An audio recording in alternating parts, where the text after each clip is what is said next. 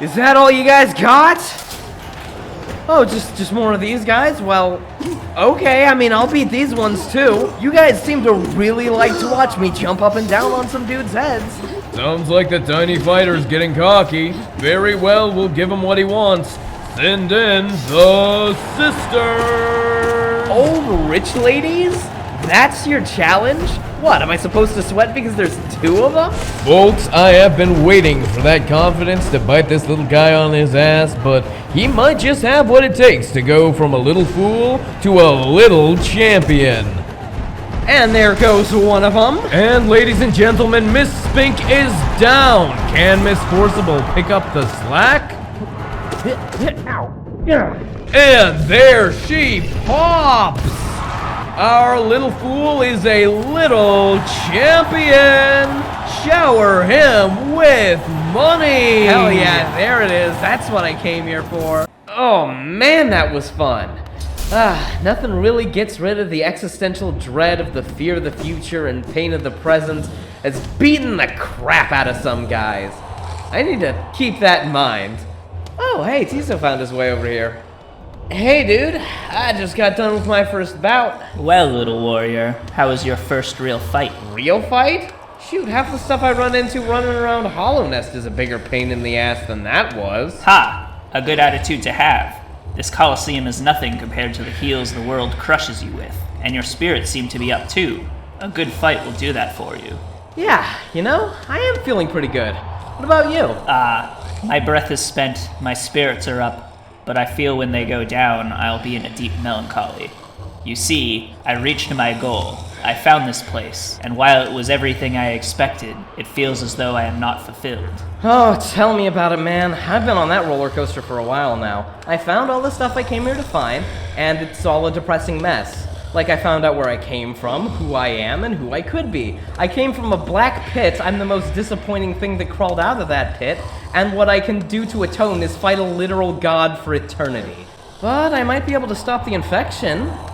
Temporarily. I can see how that might put a crushing weight on you, but I'm going to say something that might surprise you. I envy you.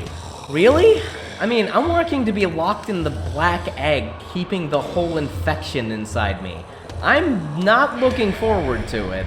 But you will use all of that combat prowess, strength, and will to be of great service to your world. There's not much of the old world I'd wish for a return to, but I'm going into a coliseum and having the chance to come out a great knight, someone who fought for those around him and stood proud tall in his duty. That's something I'd like to do.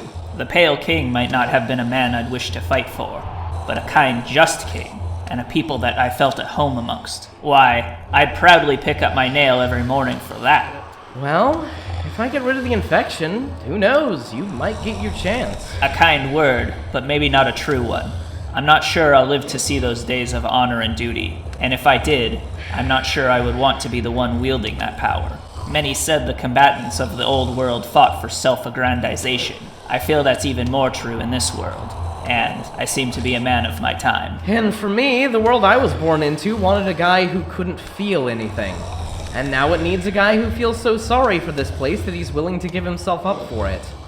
Guess I am too, man. You know, when we first met, it seemed as though you looked up to me.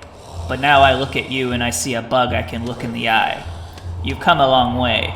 Now we can stand shoulder to shoulder. A selfish man who wishes the world were kinder, and a passionate man the world wishes was more practical. Haha, what this world makes of people, eh? Yeah, my brother was practical, wasn't he? Unfortunately, I couldn't tell you. That was a little before my time. Yeah, but I think I know who to ask, and I should probably go do that. Leaving already? A shame. I'd hoped to fight you in battle. Oh, this place makes good money. I'll be back around sooner than later. Very well. I suppose I'll selfishly indulge in combat until your return. Have fun with it, man.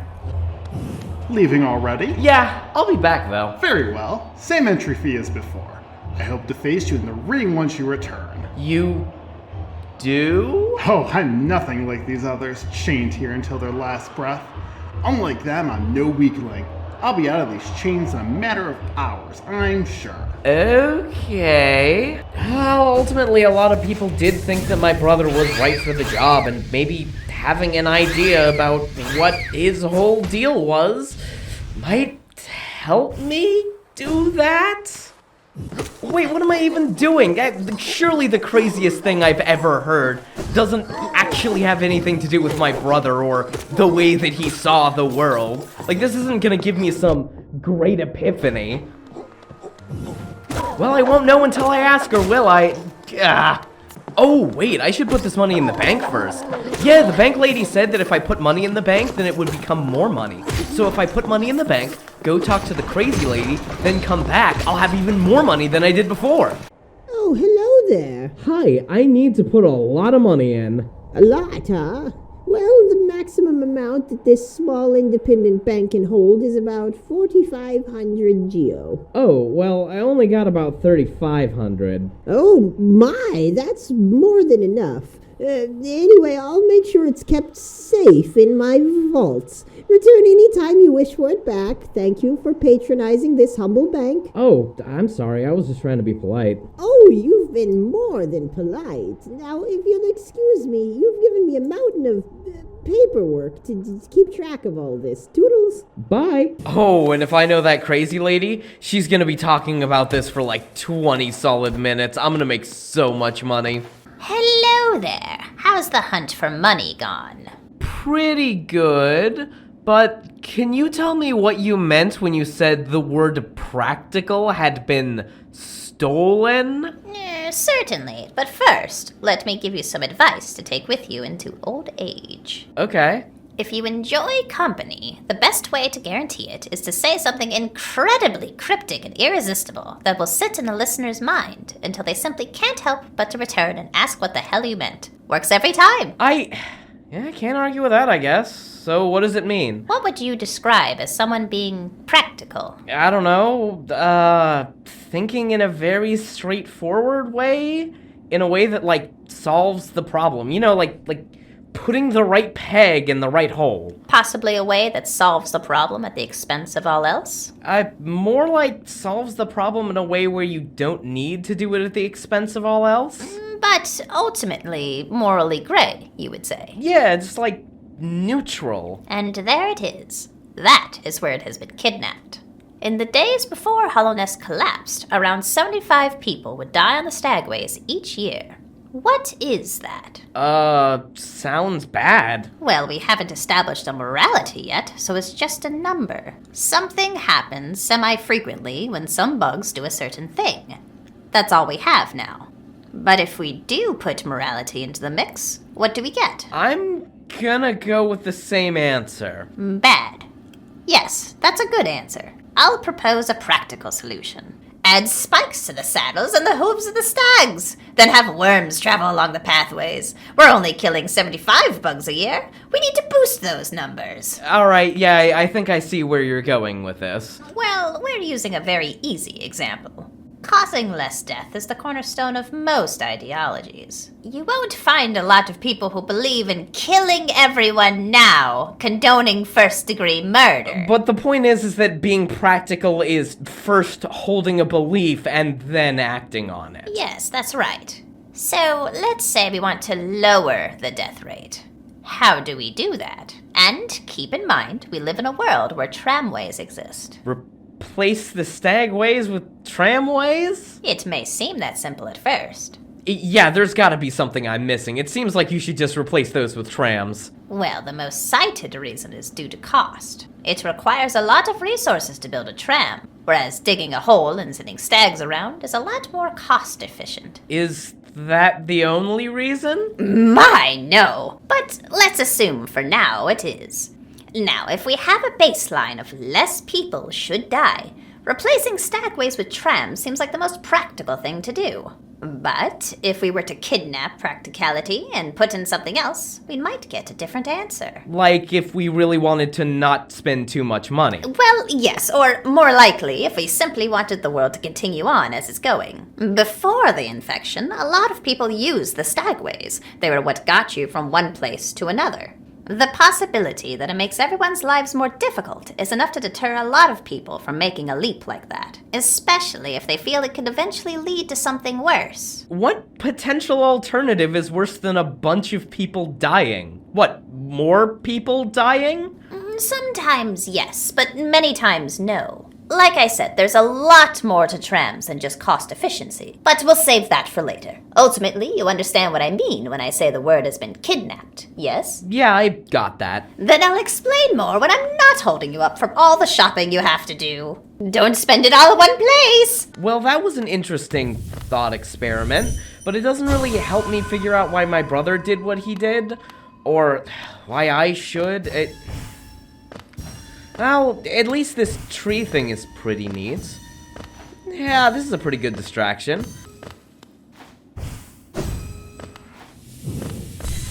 What an unfortunately fleeting distraction. I'm gonna need to find something else now.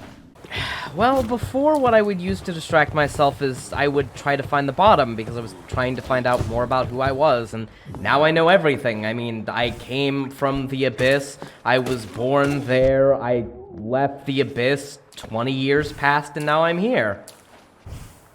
Oh, actually, there's kind of a big gap there, isn't it? Okay, so there was a path that I took to get here, and I'm pretty sure there was a town before it. And the rest is just completely blank. That's like a majority of my life. Oh, man. Hello, ma'am? I'd like my money back, please.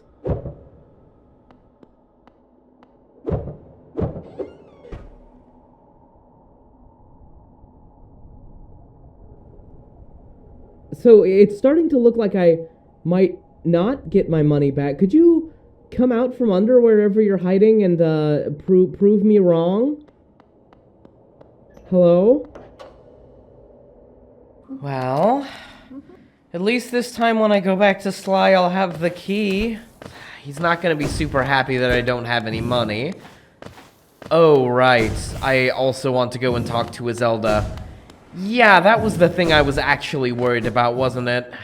Welcome back! Hey, good news is I got the key. Bad news is I got robbed, so I can't buy anything. Robbed? Someone set up a fake bank in Hollow Nest and took all my money after I gave it to them. Ah, cruel and clearly unnecessary tactic. Well, you are my best customer, so I'll lend you some advice. If you want money, a good place to look is in the sewers. There's all sorts of trash down there you can sell for a good price. Here, this key would usually go for around 1,000 geo, but I'll give it to you for free so you can get down there. Should open any of the sewer grates. Oh, thanks. I'm kinda surprised you're giving me something for free, though. It's an investment. I give you the means to make money, you'll come back with more than the key costs if you go down there. Alright. Any ideas where the thief might have gone? If she's smart, she'd have left Hollow Nest. If she's not, well, I'd take that money to the sauna and live in luxury among the ruins. Well, I can check in one of those places. How'd you know it was a she? How much money did you give her, kid? About 3,500 geo. That's enough that I can bet you she won't be smart.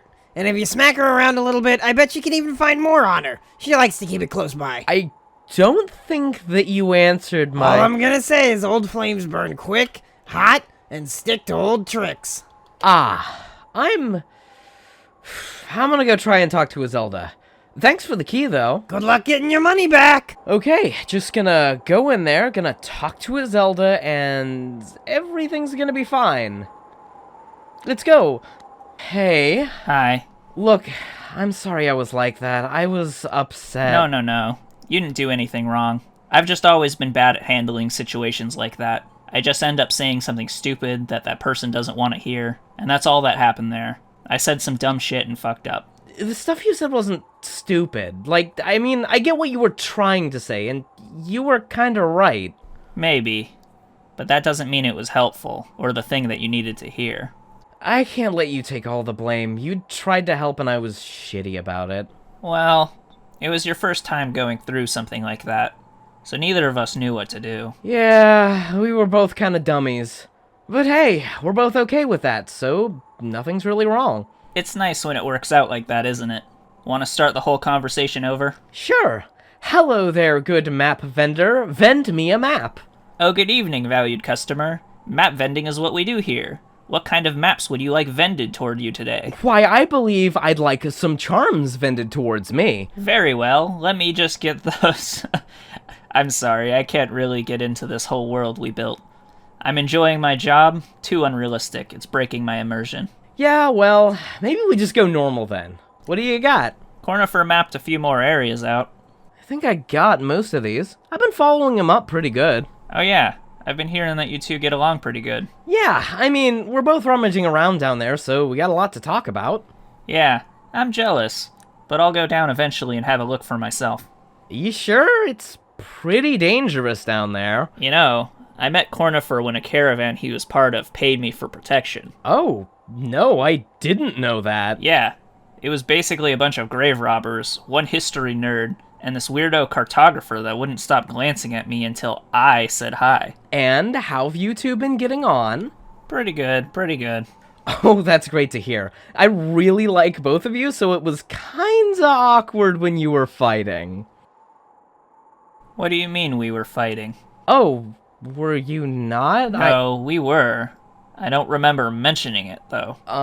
So, what did he say? Well, we've been talking for a while, so, I mean, he said a lot of stuff. I don't really know. I've always thought the beginning is a good place. Start there.